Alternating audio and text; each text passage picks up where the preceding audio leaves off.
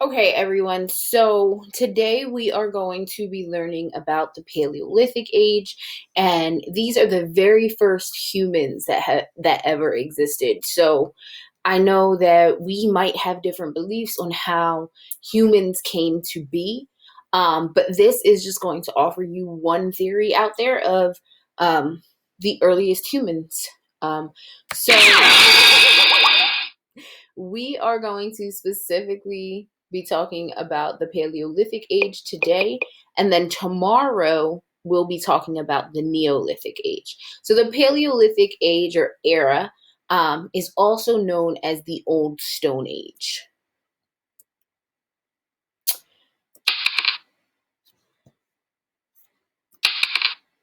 So the Old Stone Age or the Paleolithic era was a period of time that lasted about 12,000 to about 70,000 years ago. This picture right here represents what it might have looked like during that time and how the people live. If you notice in the photo, there are people on one side skinning fish and catching fish. Other people are hunting big animals. Um, and they live in very basic housing. So their housing isn't anything that looks like it can stand up to a hurricane or a tornado because it was meant to be broken down easily.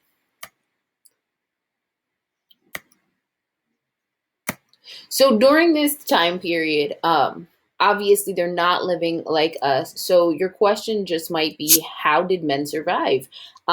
Understand that when I say man, I'm talking about humans, not men in general. But humans survive by hunting animals and by gathering food. And so, food, when I say they're gathering food, they're going and finding roots, berries, leaves, and seeds that can be eaten. They were really good at determining what types of food they could gather from nearby plants so that they could eat them and not get sick.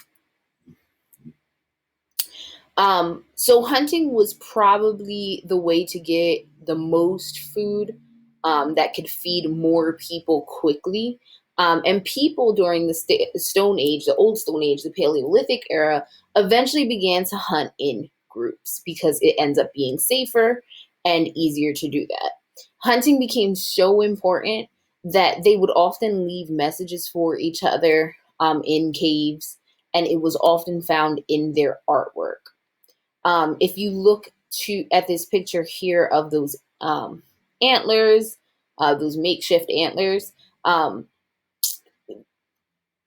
anthropologists and archaeologists believe that this was probably used so that they can blend in with the background, so that they can sneak up on the animals and wear it as a disguise during their hunt. So these are just some examples of the different animals that they might have hunted, and this is why they had to start hunting in large groups. So the woolly mammoth, which is obviously no longer around, was one huge animal that they hunted, and obviously very dangerous. Look at those tusks. They would hunt wild boar, which is essentially a wild pig almost. And these boars are very dangerous and very aggressive, and often also have tusks. And then reindeers. Um, so if they were hunting reindeer, mammoth, and boars, think about the fact that they had these tusks and antlers that could penetrate or basically go through a human if the animal decides to attack. Some ways that they hunted, it wasn't always getting close and using weaponry. Sometimes they would take an animal and continue to cave in on their space at the edge of a cliff. So they would continue to push and push and push and get slightly closer so that the animal would back up, eventually falling off of the cliff and falling to their doom. The main point of hunting was to get food, but also to stay alive in the process. Besides hunting, the women generally and the elderly would gather berries. They would gather roots and other plants. So if you look, here are some examples of the plants that they would gather to eat, right? And so obviously, this isn't a skill that many of us have anymore, where we can go outside and look and see which, and just know right off the bat, like, hey, this is an animal, or I apologize, this is a plant that I can eat. But this was definitely a skill that was passed down amongst the early humans, and still in some more indigenous type tribes today that might live off the main grid. One of the biggest accomplishments of the Paleolithic era were their tools, and it's called the Old Stone Age for a reason. Because, generally speaking, the very first people would use stone, wood, and bones to create tools that would help them survive during the Old Stone Age. And these are just some examples of stone tools that they would learn to make. This right here is a bow that was found in Denmark, and the bow can be used to hunt big game, but it can also be used to hunt fish in the river. This right here is the hand axe, and it might not seem like it's amazing or a huge accomplishment, but it really did change the way for them. So a hand axe can be used to chop wood, to break open fruit and vegetables. It can be used to create other tools.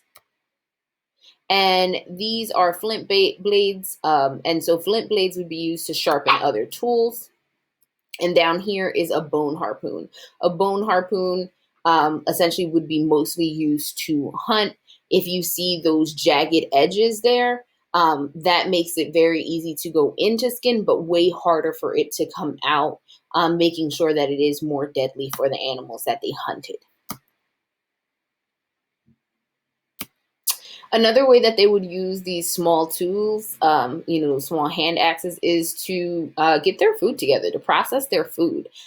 So they would use this small blade made out of flint to skin an animal. And at this time, every part of an animal is really, really important, and they don't trash any of it. So if they're skinning the animal, they're trying to get to the meat, but they can use the skin to help create shoes, or to get fabric together that will help them um, use either to protect them from the weather or to create their housing.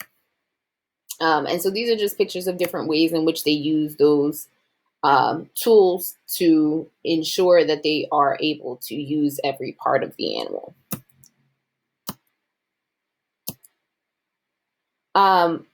In the very beginning, people had art. And there are a bunch of different reasons for this art. And this is another accomplishment of the Paleolithic people. They developed lifelike art. If you look very closely at the animals that we see here, these animals are very identifiable. We see oxen, we see boars, we see horses. We see this very particular picture of people hunting animals, and you can see that they're hunting specifically reindeer in this particular picture, or regular deer, but most likely reindeer. And during this time, although we don't have any written records that let us know exactly what this artwork was supposed to represent, we believe that it was a form of communication, to communicate to other tribes that would come in eventually and say, hey, just so you know, there were these animals here and we were here. And these are the types of things that we did. Another theory of the cave art is that this might have been the earliest form of religion, whereas the earliest humans, the Paleolithic people, would draw these on the walls to hopefully pay tribute to these animals and manifest them, bring them into the area. This is one of the oldest pieces of art that we have found from the Paleolithic era. It's in this cave in Spain, and it's probably the most famous picture from this time period. Another really big thing that happens during the Old Stone Age, which really helps them survive, was the development or the discovery of fire. So before the Paleolithic people found fire, generally the food that they ate, specifically the meat, was raw, and that can give or bring about a whole host of issues if we think about wild animals and some of the diseases that they carry now, like rabies. It's very possible that these things were occurring back in the Paleolithic age. And so fire is a really big deal, not only for food and for cooking the food, for the cooking of the food, but also because fire helps keep people warm. And if we remember, the people at this time period did not have very stable housing, and they definitely did not have heat. So the fire protects them from the elements. The fire protects them from the elements and keeps them warm in bad weather. The fire helps them cook food, and then also the fire helps keep other wild animals away. Animals tend to be afraid of fire. And so, unless they are really, really hungry, they will stay away from any place that has fire. So, it offered them protection and assistance on three different fronts.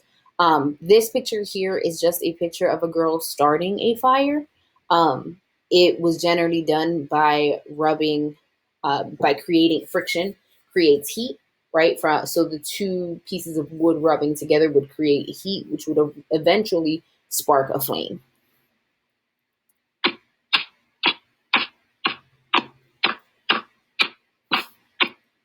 So the people in the Paleolithic age were nomads. They were nomadic.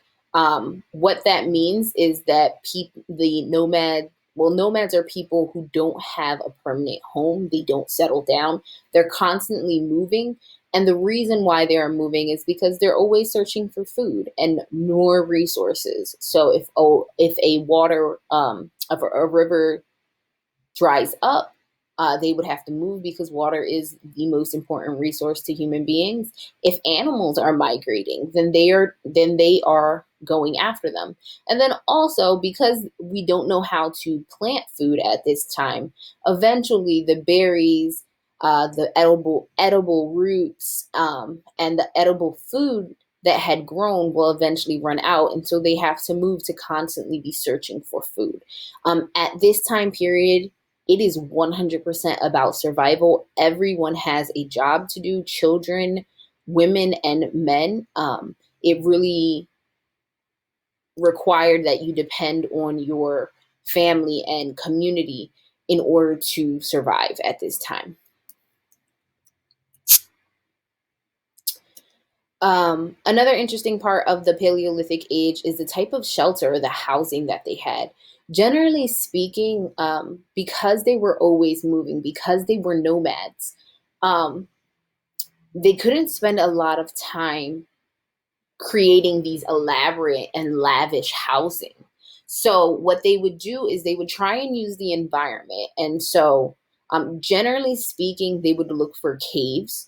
The earliest people would try and look for caves because then that would just offer them shelter and protection. And so if they could find a cave, that's where they would generally settle down. If they weren't unable to find a cave, if you look at the next picture here at the bottom, you can see that the houses were very, very basic structures. They were created using strategically placed poles and fabric, or I guess animal skins, that they would use to drape over the wooden poles to create walls, so to speak. Um, this made it very easy to create, and it also made it very easy to pack up and go when they needed to. So if you're thinking about, like teepees, these dome structures, that's exactly what they would create if they could not find a cave nearby big enough for everyone. So here is just another picture of what a nomadic Paleolithic camp would look like. Um, they are going, like I said before, they use every part of the animal. Every part of the animal is very important to them, whether it's because they're using the bones to create a shell for their housing or to create tools. If they're using the blood to drink, Blood has certain vitamins and nutrients in it that they would need that they could use to help them survive. They could also use blood to stain clothing, so that they have, I guess, different styles. But every single thing in their environment they use. They were not wasteful. Um, Eventually, at the end of the Paleolithic Age, getting into the Neolithic Age, people begin to migrate further and further. What that means is they begin to move further and further. If we remember, I just said a few slides ago that they were nomads, and so they were always moving.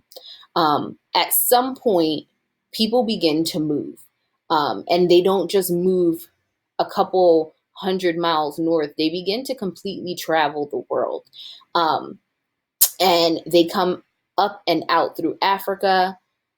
They hit up Europe first, eventually get to Asia, and the last place they get to is South America.